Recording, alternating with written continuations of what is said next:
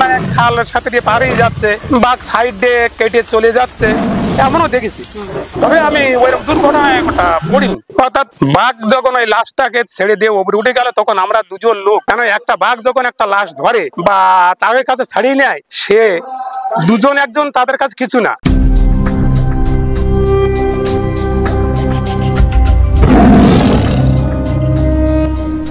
আজ আমরা আছি সুন্দরবনের ঠিক শেষ প্রান্ত বললেই চলে, যেটা আমরা শামশেরনগরে একটু আগে আছি, পারহুমটি গ্রাম।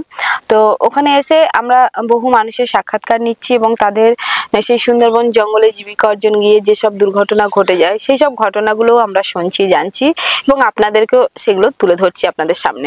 সাক্ষাৎ করব যিনি দীর্ঘ বহু বছর ধরে সুন্দরবন জঙ্গলেই জীবিকা অর্জন করেছেন, বর্তমানে করছেন। তো এবং এনার মুখ থেকে আমরা শুনবো এনার এক সঙ্গী সাথী সেই সুন্দরবনের রয়্যাল বেঙ্গল টাইগারের হাতে মারা যায়। তো আমরা শুনবো ওনার মুখে যে কিভাবে কি হয়েছিল এবং ওনার পরিচয়টা জানবো। আসুন আগে ওনার সাথে আমরা কথা বলি। আপনার নাম? নুরুল ইসলাম গাজী।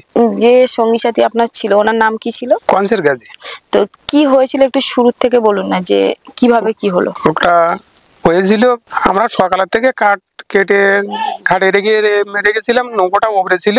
এবার বৃহস্পতিবারের দিনে তোমার একটা দুর্ঘটনা ঘটে, সেটা হচ্ছে শমশেরনগরের বহুত লোকজন ছিল সেই জায়গায়, সেটা আমাদের জানা ছিল না। অর্থাৎ আমরা সকাল 8টার থেকে 12টা অবধি আমরা কাঠ কেটে ঘাটে গিয়ে 1টার দিকে যখন জোয়ার মোটামুটি আমাদের নৌকো ভাসবে একটা চিন্তা ভাবনা আছে, নৌকোটা জঙ্গলের ভিতর, গভীর জঙ্গলের ভিতর রাত্রি বসানো ছিল। এবার ওই কাঠগুলো নৌকোটা আনতে আমরা ওই কাঠ, সমস্ত কাঠ সব কেটে সব খালের কানায় যেখান থেকে আমরা তুলতে পারবো নৌকায়, সেখানে ঝাঁপ দিয়ে আমরা ওই নৌকোটা আনতে যাচ্ছে 3 জন লোক। যেতে যেতে কিছু কাঠ, 2-1 মানে মন কাঠ আছে, আমরা 2 জন ঘাটাচ্ছিলাম। আর উনি, যিনি আমার যে সঙ্গে ছিল, উনি আমার সাইডে যেয়ে দাঁড়িয়ে ছিল। এখন একটা শব্দ হলো, হঠাৎ করে জোরছে একটা শব্দ হলো, তো মনে হলো যে বজ্র পড়া মতন একটা শব্দ হলো। তা আমি ওনাকে বললাম যে তোমার সাইডে একটা শব্দ হয়েছে, সাইডটা একটু খেয়াল করো। তা উনি বললো ও কিছু না। আমি বললাম না কিছু না, যেন একটা খালের থেকে এপার ওপার করে একটা লাফ দেওয়ার একটা শব্দ হয়ে গেছে।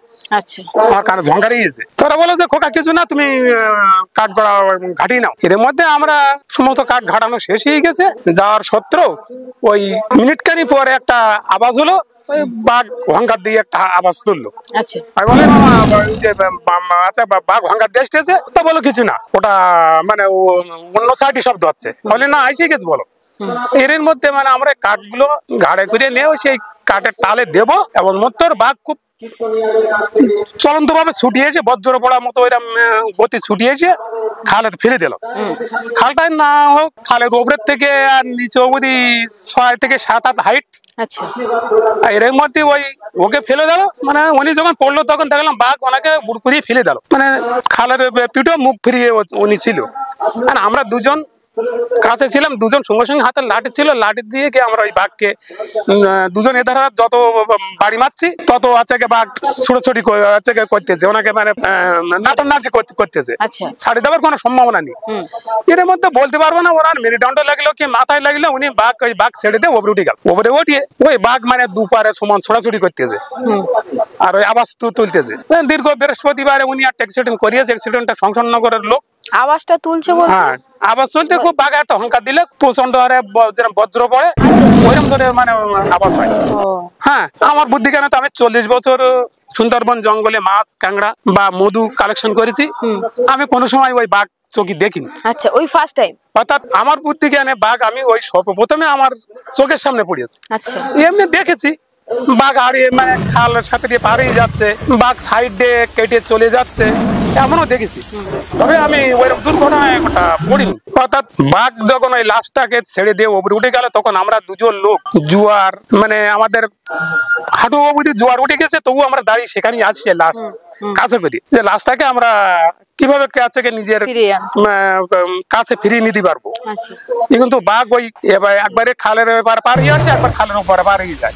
এই অবস্থার মধ্যে কেন আমরা ঘন্টা 6 বাঘের কাছে ছিলাম, ওইভাবে ওরকম হচ্ছে, ওইভাবে ছিলাম। তত সময় আমাদের মানে স্থান সমান মানে জল হয়ে গেছে, তবু আমরা ওই লাশের কাছে আসি যে লাশটা যে কোনো প্রকারে লাশটা উদ্ধার করতে হবে।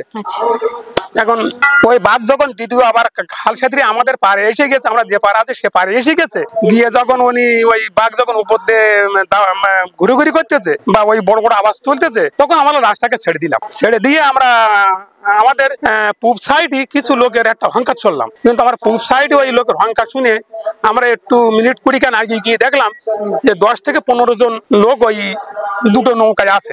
তাই দেখলাম, তারপর লোকগুলো অনুভব করলাম দূরের থেকে, দেখলাম যে সংসন্নগরের লোক। আচ্ছা, তা চিন্তা করলাম ওনারা কি পাশি লোক না অনপাশি লোক।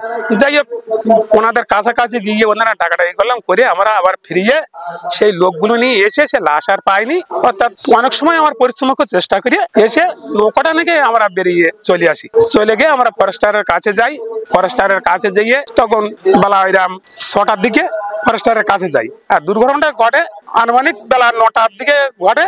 অর্থাৎ আমরা ওই 12টা একটা অবধি ওই জঙ্গলে আমরা ওই সকাল 9টায় ঘটেছে। হ্যাঁ, 12টা একটা অবধি আমরা লাশটা নেওয়ার জন্য আমরা খুব পরিশ্রম চেষ্টা করেছি, কিন্তু নিতে পারিনি। আচ্ছা, কেন নিতে পারেন লাশটা? আপনি তো বলছেন যে লাশটা নিতে পারিনি এই কারণ যে গত বৃহস্পতিবারে উনি ওই বাঘ একটা অ্যাক্সিডেন্ট করেছিল ওই জায়গাটায়।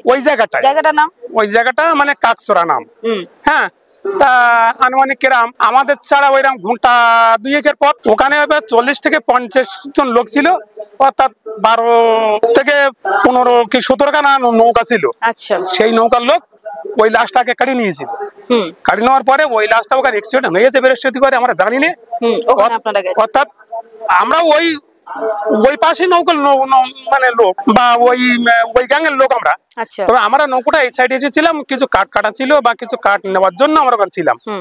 আর ওখানে কিছু কাঠ আমাদের গুলো নেওয়ার জন্য এসেছিলাম। এসে এই দুর্ঘটনা ঘটিয়েছে। ওটা সত্ত্বেও আমরা ওই লোক ধরে ওরা প্রায় 40-50 জন লোক একটা লোক কেটে নিয়েছে। আর আমরা যেখানে মাত্র 3 জন লোক, 2-1 জন অ্যাক্সিডেন্ট হয়ে গেছে, 2 জন।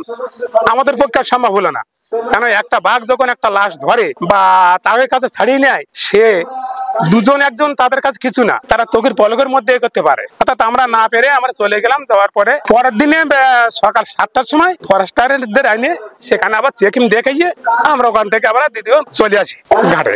এই অবধি আমার। আচ্ছা, আপনি বললেন না যে আমরা দুজনে বাঘটাকে যখন মানে লাঠি দিয়ে যখন ওর গায়ে আঘাত করছিলেন, তখন তো বাঘটা ওকে ছেড়ে দিয়ে চলেই গেছিল। তাহলে ওই মুহূর্তে আপনারা কেন তুলতে পারলেন না?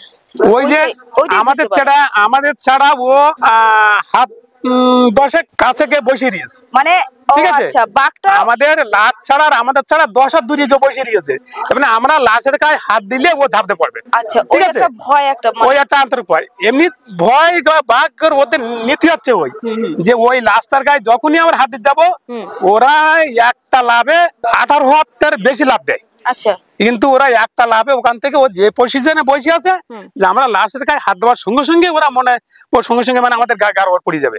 আচ্ছা, আরেকজনকে মেরে দেবে। এই সত্যি আর প্রচন্ড একটা জল হয়ে গেছে। কিন্তু লাশটা তো আমাদের তো খুঁজ দিবে, তারপর তো আমাদের লাশটা তুলতে হবে। হ্যাঁ, সেই টাইম আমাদের দেয়নি। তার সত্ত্বেও আবার সেই যে পারে ও বসে আছে, আমরা যে পারে লাশ আছে যেখানে আমরা 2 জন আছি সেখানে এসে হাজির হয়ে গেছে। তা আমাদের তো মানে 10 হাত থেকে 15 হাত ফারাক আছে। মানে জল তখন কোমর অবধি হয়ে গেছে, জল কোমরের উপরে হয়ে গেছে। তখন লাশটা নিচে আছে, লাশ তলায় আছে, আপনারা দাঁড়িয়ে আছে, আমরা দাঁড়িয়ে আছি। সেই জল বাঘটা তখন কতটা অন্তর ছিল? বাঘ তখন 10 হাত অন্তর ছিল।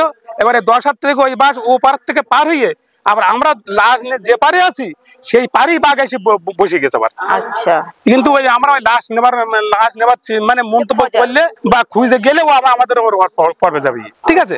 এই কারণে আমরা ওই লাশটাকে আর নিতে পারিনি। আচ্ছা, এটা কতদিন আগেকার ঘটনা? 25-27 হয়ে গেছে, 25-27 বছর আগে। এখন আপনি জঙ্গল করছেন? 25 থেকে 27 বছর বয়স, 27 বছর হয়ে গেছে। আচ্ছা, এখন আমি বেশি হয়ে গেছে 25 থেকে 27। হ্যাঁ, আমি এখন জঙ্গল করি, এখন সুন্দরবন জঙ্গল করি। মানে 28 বছর হবে? ওইরকম 28 বছর আগেকার ঘটনা। ওইরকম হবে, ওইরকম। মানে আপনারা দুজনেই ছিলেন, তাই তো? 3 জন ছিলাম, একজন চলে গেল, 2 জন আছে বর্তমান। পরেক্ষণে যখন ওই অফিসের বোর্ড নিয়ে গেলেন, ওখানে কি খোঁজাখুঁজি করার পর কি কোনো খোঁজাখুঁজির পরে ধরো একটা রাত চলে গেছে, আর পাওয়া যায়। ওই পাওয়া গিয়েছিল ওনার ওই যে গামছাটা পরনে ছিল বা যে জাঙ্গিয়াটা পরনে ছিল বাঘ যখন ওকে নিয়ে ছটফট করেছে, মানে ছটকাইয়েছে বা আমাদের নিয়ে লাঠি দিয়ে শব্দ যখন ইয়ে করেছে, তখন ও দুটোকে পড়ে গিয়েছিল। ওনার দা কানটা যেভাবে ফেলেছিল সেইভাবে হাতে কান দা ছিল ওই মাটির কোল ঢুকে গিয়েছিল। হ্যাঁ, দাটাকে আমরা ওই সময় পেয়েছিলাম সকালে। আর গামছাটা আর ওই মানে জাঙ্গিয়াটা আমরা গাছের উপর রেখে গিয়েছিলাম। গাছের উপর তো সকালে গিয়ে আবার ওটা প্রমাণ জানারা ছিল বা এসপাইটি ফরেস্টাররা, আমাদের পাশে নৌকা ফরেস্টাররা ছিল, এসপাইটে যারা গেল তারা লক্ষ্য করলো, দেখলো যে সত্যিকারে একটা দুর্ঘটনা ঘটেছে। এটা সঠিক। আচ্ছা, আপনারা তিনজনে যে গেছিলেন কি করতে? রান্না কাঠ মানে ভাঙার জন্য মাছ ধরতে গিয়েছিলাম। আচ্ছা, এরা মাছ টাছ ধরে গছে গিয়ে রান্না কাঠ শেষ হয়ে যাও। মানে কিছু গছে দেখতে ঝড় বর্ষা হয়, আচ্ছা, সোনা কাঠ কেটে ভেঙে রেখেছিলাম। সেই কাঠ কড়া আমরা নেওয়ার জন্য সেখানে চলে গেলাম। যে কাঠ কড়া নিয়ে আমরা যখন চলে আসি দুজন ঘাড়ে করে, আর উনি আমাদের সঙ্গে আসে। আটার সঙ্গে সঙ্গে অ্যাক্সিডেন্টটা মানে আমরা ঘাটটা ঘাড়ে করে নিয়ে দেখি উনি আমার পাশে দাঁড়িয়ে আছে অ্যাক্সিডেন্ট ওখানে, সঙ্গে সঙ্গে বাঘটা এসে আমাদের ওর উপর ঝাঁপাই পড়েছে। আপনারা শুনলেন সেই ঘটনা। যদি ভিডিওটি দেখে আপনাদের মনে জায়গা করে নেয় তাহলে অবশ্যই শেয়ারের মাধ্যমে অন্যকে দেখার সুযোগ করে দিন। তো চলুন, দেখা হচ্ছে পরবর্তী ভিডিওতে।